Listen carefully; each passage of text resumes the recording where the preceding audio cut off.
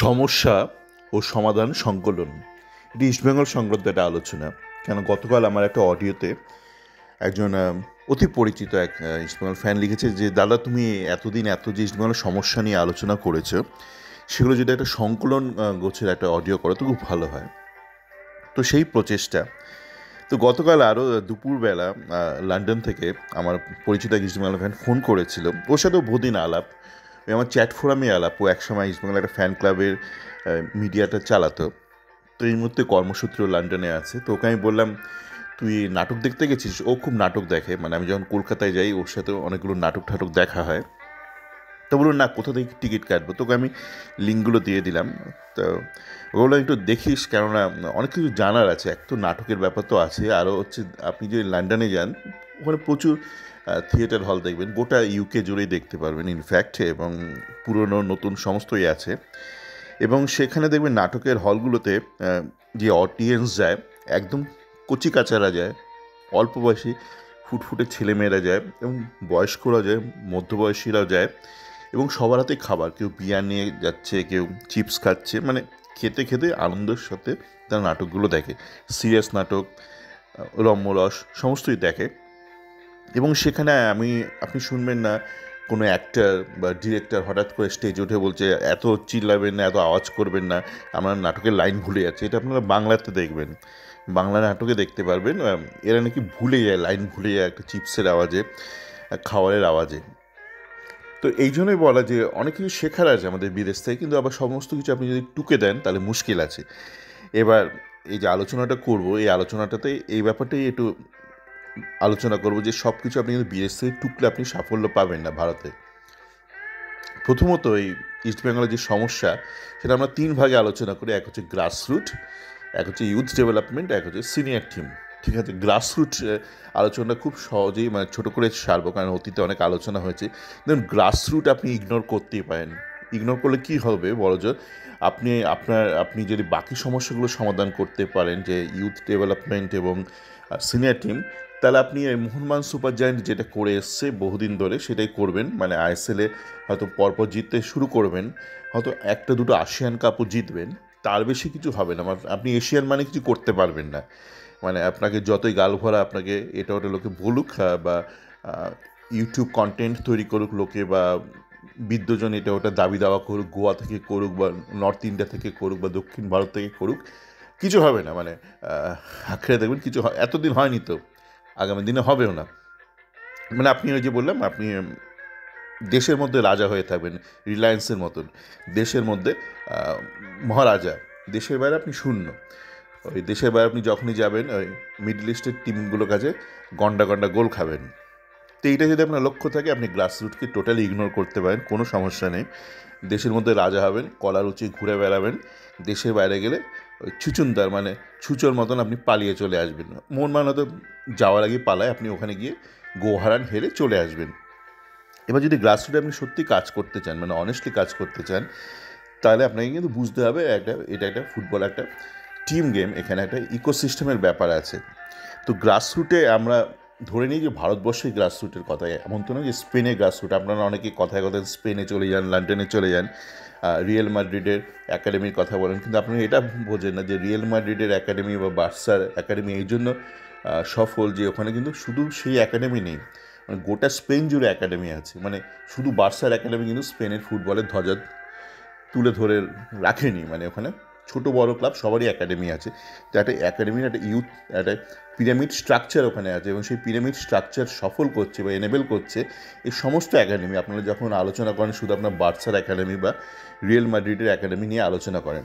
তো ঘটনা হচ্ছে যে ফুটবলে আপনাকে যদি একটা ইউথ ডেভেলপ বা গ্রাসরুট কাজ করতে হয় সফলতার সাথে, মানে লোক দেখানোর জন্য তো কাজ করাই যায়, দেখালাম হাতির দাঁতের মতন, তার সেক্ষেত্রে আপনার কিন্তু বিশাল একটা ভলিউম নিয়ে কাজ করতে হবে, এবং সেটা পিরামিড স্ট্রাকচার। এবং সেটা আপনি নর্মাল একাডেমিক সিস্টেম যেরকম হয়, আপনার স্কুলে আপনি যখন যান, ধরুন স্কুল থেকে বেরোয় কি ডাক্তার বেরোয়, ইঞ্জিনিয়ার বেরোয়, চার্টার্ড অ্যাকাউন্টেন্ট বেরোয়, বিভিন্ন ম্যানেজমেন্টের লোকজন বেরোয়, বিভিন্ন টেকনোক্র্যাট বেরোয়, সায়েন্টিস্ট বেরোয়, ক্লাস 12 থেকে বেরোচ্ছে বা কলেজ থেকে বেরোচ্ছে। তো আপনার বেশ একটা পিরামিড থাকছে, তো না?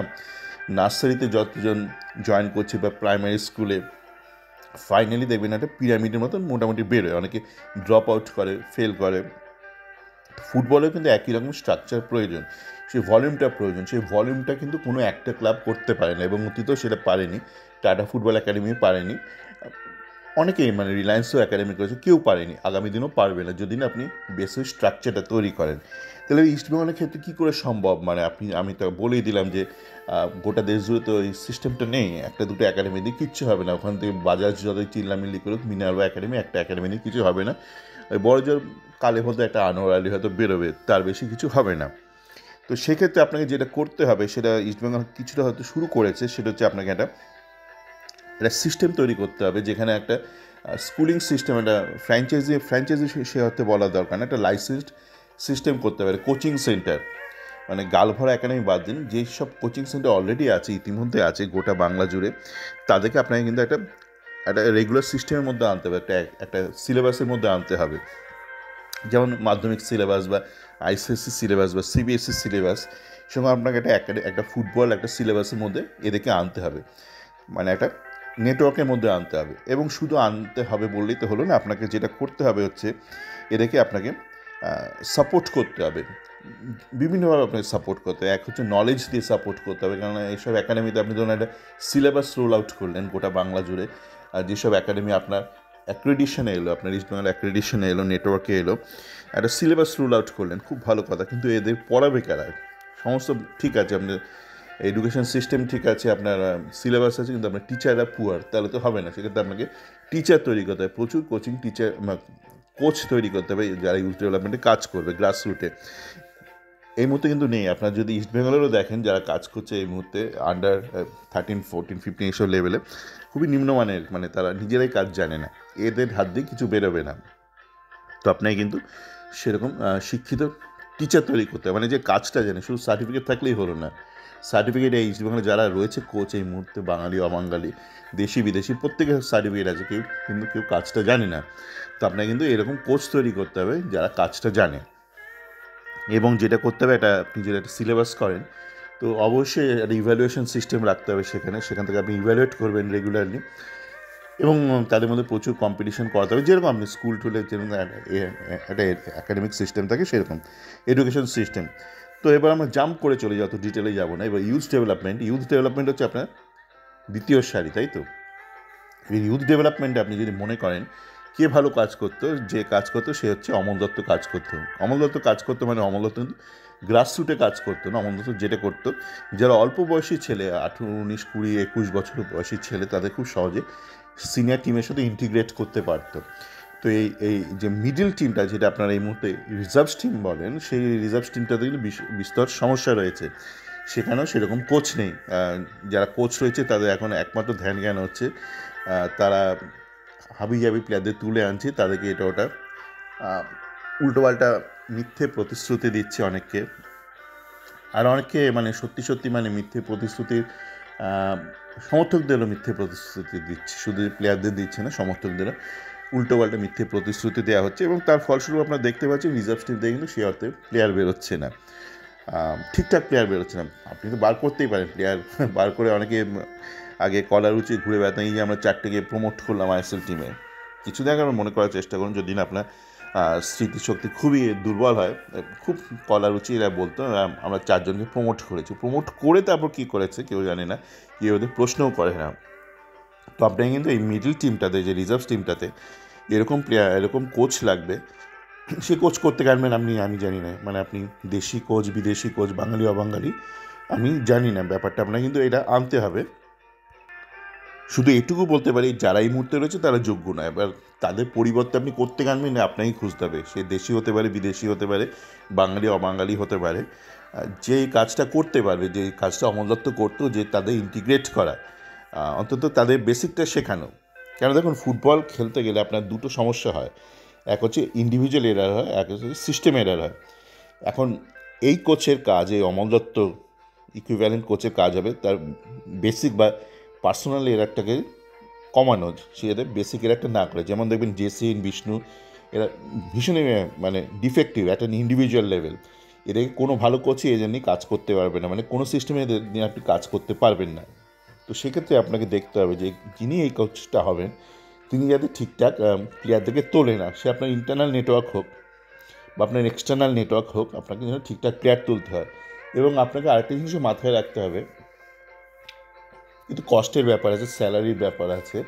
তো সেক্ষেত্রে আপনাকে একটু প্রাধান্য দিতে হবে লোকাল রিসোর্সদের দিকে। কেন যদি 19-20 হয় দুটো ছেলে, সেক্ষেত্রে আপনাকে লোকাল যে আছে তাকে আপনাকে প্রাধান্য দিতে হবে। আর যদি কোনো আউটস্ট্যান্ডিং ট্যালেন্ট পান, যেমন মেসিকে খুব অল্প বয়সে আর্জেন্টিনা থেকে নিয়ে এসেছিল বার্সা ওদের একাডেমির জন্য, সেরকম আপনি আউটস্ট্যান্ডিং ট্যালেন্ট হলে আপনি নিয়ে আসতে পারেন। কিন্তু আপনি দেখবেন না যে বার্সাতে বা স্পেনের প্রত্যেকটা একাডেমিতে ভুরি ভুরি আর্জেন্টাইন বা উরুগুয়ের ছেলে আপনি দেখতে পারবেন না। তো এই মুহূর্তে দেখবেন না ইস্ট বেঙ্গলের যে জুনিয়র টিমগুলো হচ্ছে আন্ডার 13-14, ওখানে মানে ট্রাক ভর্তি করে মানে সব নিয়ে আসছে, এখান থেকে সেখান থেকে সিনিয়র ছেলেদের নিয়ে আসছে। এটা ভুল কথা। মানে অল্প বয়সী ছেলেদেরকে কিন্তু তাদের বাবা মামার কাছেই রাখা উচিত।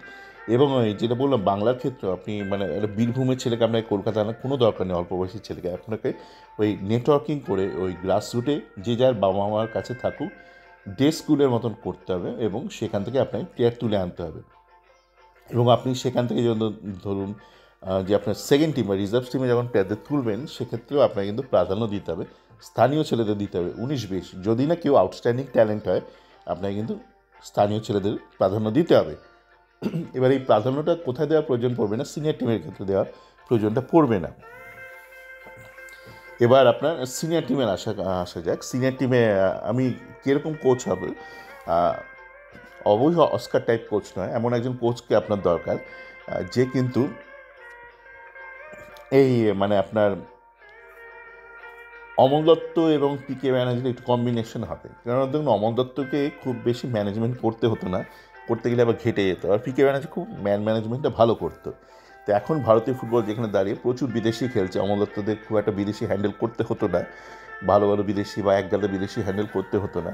তো আপনার সিনিয়র টিমে এমন কোচ দরকার, সে দেশি হোক বিদেশি হোক বাঙালি হোক অবাঙালি হোক, এমন একটা কোচকে দরকার যে কিন্তু ম্যানেজমেন্টে খুব ভালো, মিডিয়া ম্যানেজ ভালো করে করতে পারে। আপনারা দেখেছেন এই কিছুদিন আগেও মানে এই সেমিফাইনালের পরও আবার একটা আলটাপটা মন্তব্য করেছে অস্কার, বলেছে যারা কলকাতায় নিন্দে করছে তাদের নাকি এজেন্ডা আছে। এই ধরনের মন্তব্য একটা ব্যক্তি যখন বারংবার করে, বুঝবেন তার ইকিউটা মানে ইমোশনাল ইন্টেলিজেন্স খুবই কম। দেখে আমরা এটা অস্কারে আলোচনা করছিলাম। তো আপনার এমন একজন কোচ লাগবে যে ম্যানেজমেন্ট, মিডিয়া ম্যানেজমেন্ট এগুলো ভালো করতে পারে, এবং তার সাথে সাথে যার মধ্যে অমল দত্তের গুণটাও আছে, মানে ইউথ ডেভেলপমেন্টে ইন্টিগ্রেট করতে পারে।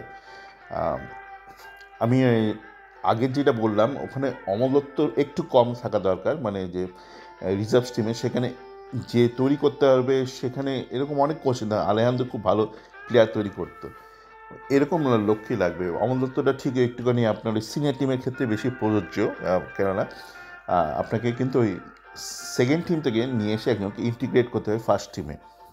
তো সেরকমই কোচ লাগবে আপনার যে এই ব্যাপারটা করতে পারবে। আর বাকিগুলো তো মানে খুব মানে সাধারণ ব্যাপার, আপনার ঠিকঠাক বিদেশি চয়ন করতে হবে, ওইগুলো নিয়ে আর নতুন করে আলোচনা করার কিছু দরকার নেই।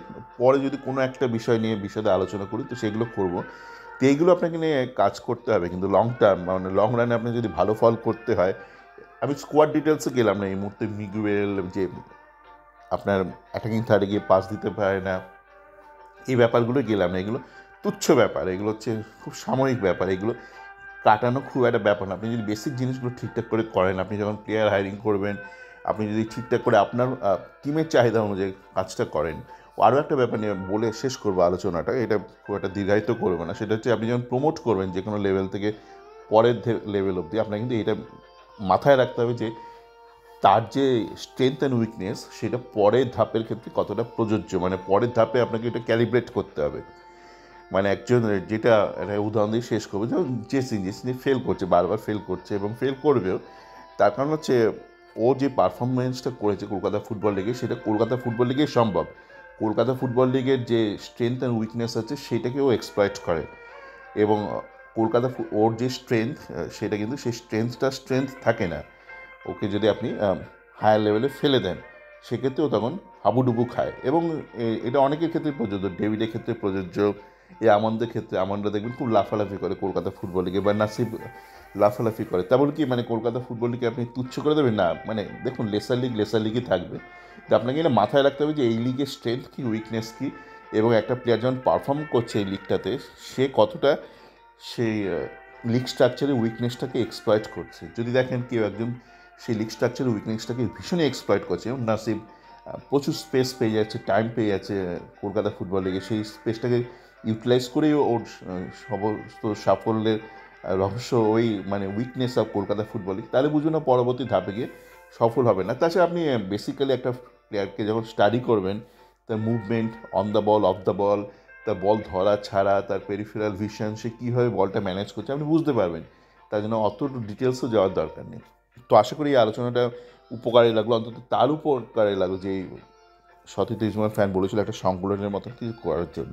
সবাই ভালো থাকবেন, রোববার দিনটা ভালো কাটুক সবার।